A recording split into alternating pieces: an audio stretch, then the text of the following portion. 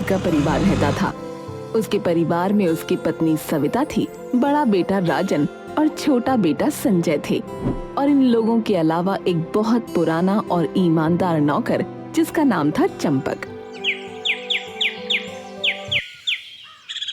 चंपक, अरे ओ चंपक, कहाँ हो भाई? ए जी, मुझसे ज्यादा तो आप चंपक का नाम लेते हो। अरे तुम्हारा नाम है क्या?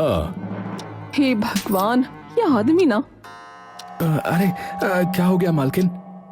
अरे कुछ नहीं, मालकिन को दौरे पड़ते रहते हैं। उन्हें छोड़ो भाई, तुम जरा मेरी अलमारी से वो लाल वाली फाइल तो निकाल लाओ। अभी लाया मालिक। क्या कहा आपने? दौरे पड़ते हैं मुझे? कौन से जन्म का बदला निकाल रहे हो मुझसे? अरे भाग्यवान, अरे मजाक करता हूँ, तुम तो बस गुस्से में ही रहती हो। देखो जी, मुझसे मजाक करना तो समझ आता है, पर मेरा मजाक क्यों बनाते हो? ये लीजिए मालिक आपकी फाइल। और हाँ, वो अलमारी में ताला नहीं लगा था तो वो मैंने लगा दिया। ये लीजिए चाबी। हाँ हाँ ठीक है ठीक है, अभी अपने पास रखो, बाद में ले लूंगा। ठीक है मालिक। चंपक चाबी लेकर वहाँ से रसोई में चला गया, पर सविता ने गंगा प्रसाद को घूरते हुए देखा और कहा, आपने चाबी चंपक के पास क्यों रहने दी? इतना भी किसी पर भरोसा नहीं करना चाहिए। अरे वो हमारा बहुत पुराना और ईमानदार नौकर है भाई। कितना भी पुराना हो और कितना भी ईमानदार, लेकिन एक दिन हर कोई धोखा दे ही देता है।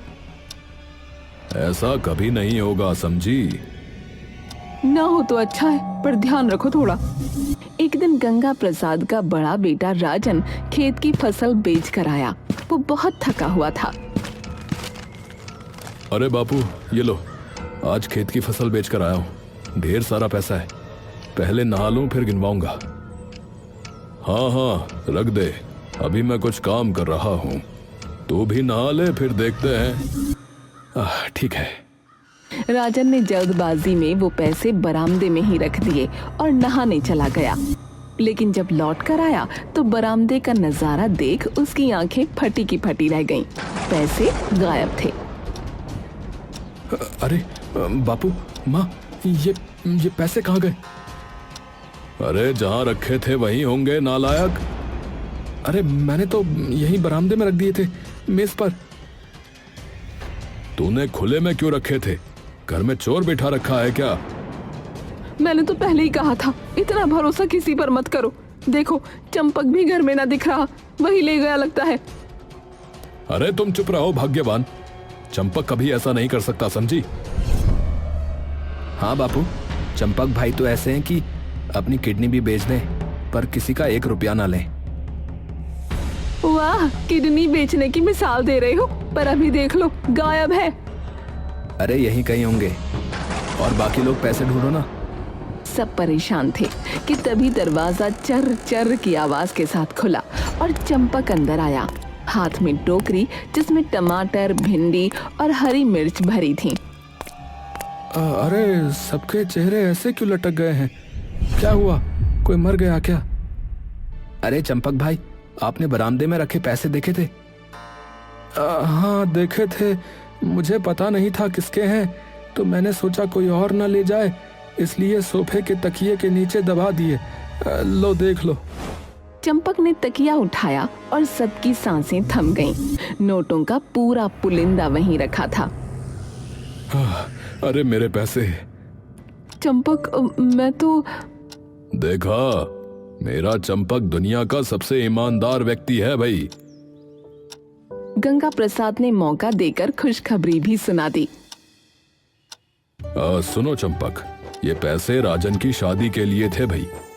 अब इसका ब्याह पक्का हो गया है, अब बस तारीख निकालनी है। अरे वाह मालिक, ये तो बड़ी खुशखबरी है।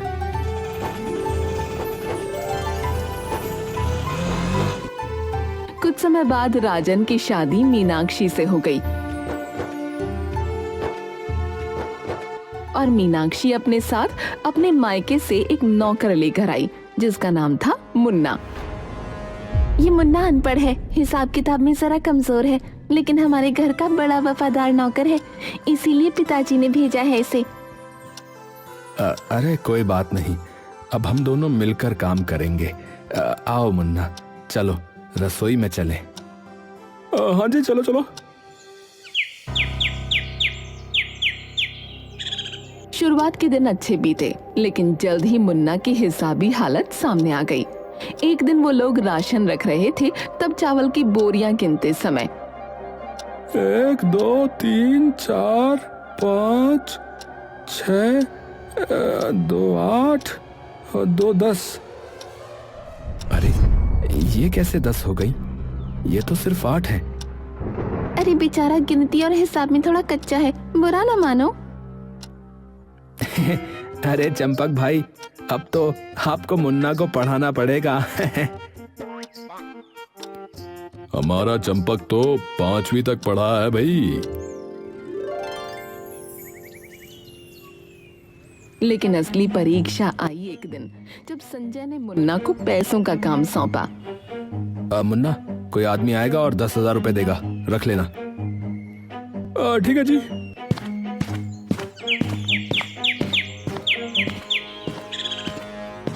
आदमी आया, पैसे दिए और मुन्ना ने बिना गिने रख दिए। लेकिन चंपक ने पैसे गिने तो सिर्फ 9,000 निकले। मुन्ना, इसमें 1,000 रुपए कम है।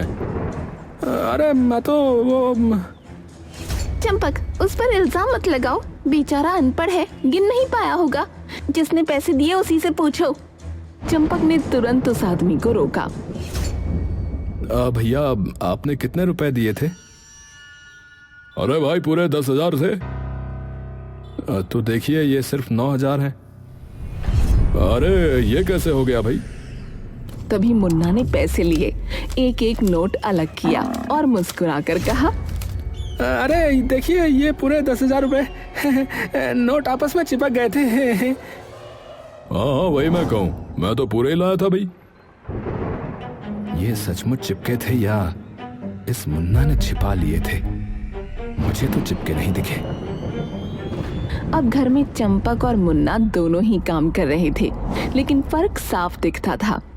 चंपक का काम चमकता दमकता रहता, जबकि मुन्ना का काम कह ले हमेशा थोड़ा सा टेढ़ा निकल आता था। अरे ये खाने में इतना तेज नमक किसने कर दिया? मैंने डाला था। हाँ, और लगता है पूरा डिब्बा ही डाल दिया होगा। फिर शाम के टाइम चाय बनी तो संजय चाय पीते ही बोल पड़ा, हा, क्या चाय है, मजा ही आ गया। किसने बनाई है? अरे हाँ भाई, एकदम लाजवाब है। किसने बनाई भाई? मुन्ना ने? मैंने नहीं बनाई। हाँ, ये तो चंपक ने बनाई थी। देखो, चंपक जो है हर काम दिल से करता है। धन्यवाद मालिक।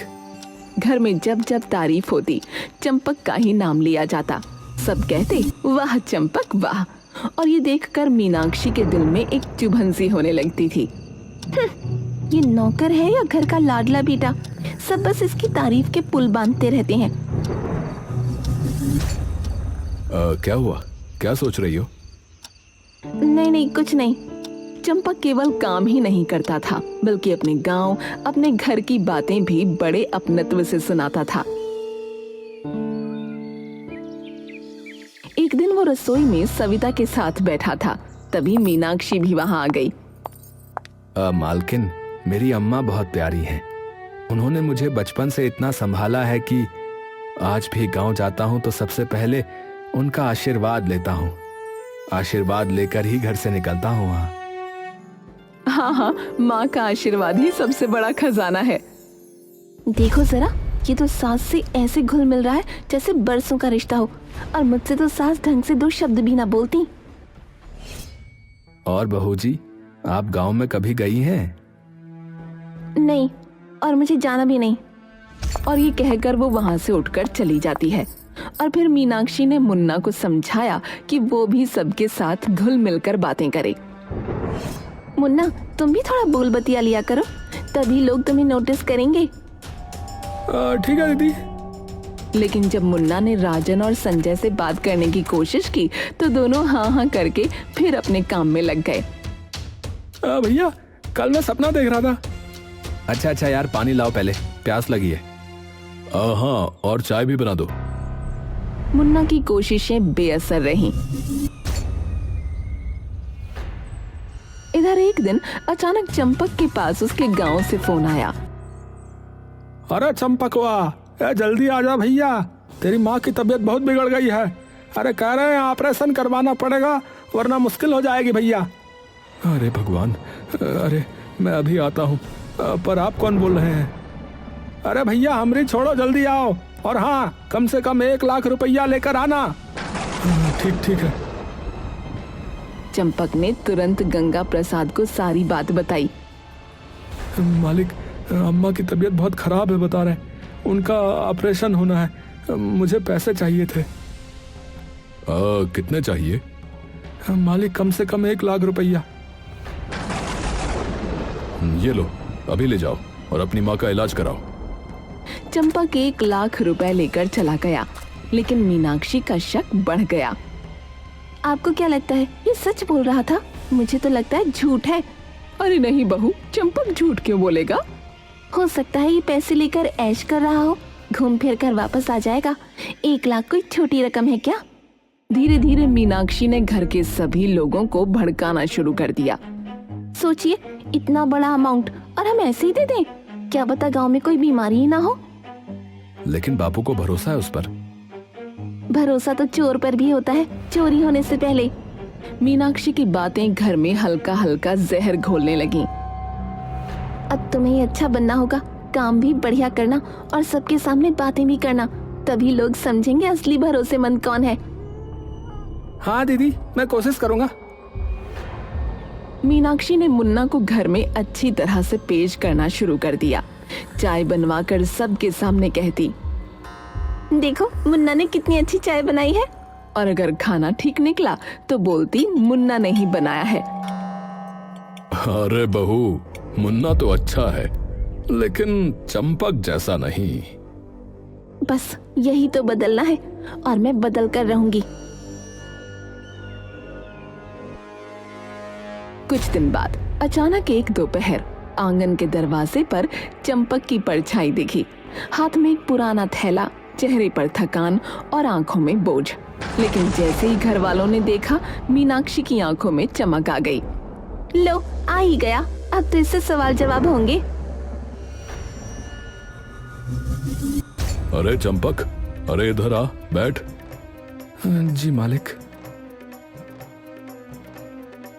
बता, तेरी माँ को क्या हुआ था, कैसे हुआ था? जी वो मतलब, हाँ बीमारी थी वो। अरे जरा साफ साफ बोल, अटक क्यों रहा है? अरे भाई चंपक, सच बता, क्या हुआ था?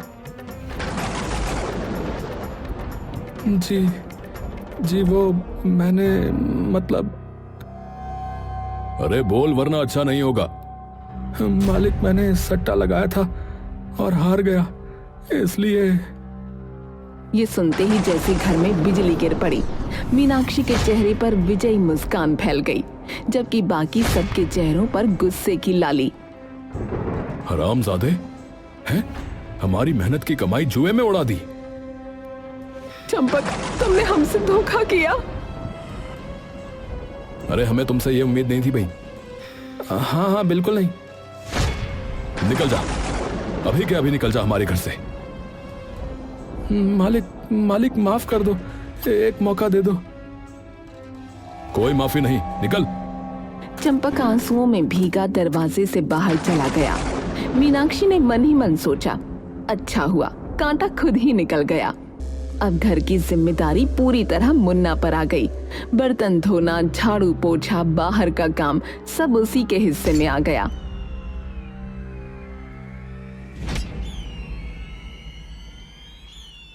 मुन्ना, ये लिफाफा लो, 50,000 रुपए हैं, मोहल्ले में शर्मा जी को दे आओ। ठीक है मालिक, अभी लेकर जाता हूँ। देख रहे हो मुन्ना कितना ईमानदार है, भरोसे के काबिल है। हाँ, अच्छा लड़का है। मुन्ना पैसे देकर लौटा तो गंगा प्रसाद भी खुश हो गया और बाकी सब ने भी उसकी तारीफ की। अच्छा काम किया मुन्ना। हाँ, बिल्कुल सही टाइम पर पैसे पहुंचा दिए। धन्यवाद भैया। कुछ दिन बाद मैं सोच रही हूँ अपने गहने बैंक के लॉकर में रखवा दूं। मुन्ना ले, तू ले जाकर रखा। हाँ, अब मेरे भी रखवा दे, कहीं चोरी ना हो जाए यहाँ। ठीक है भाई जी, दोनों के रख देता हूँ। मुन्ना ने दोनों के गहने लेकर बैंक की ओर रुख किया। सूरज तेज था, लेकिन उसके मन में कोई शक या डर नहीं।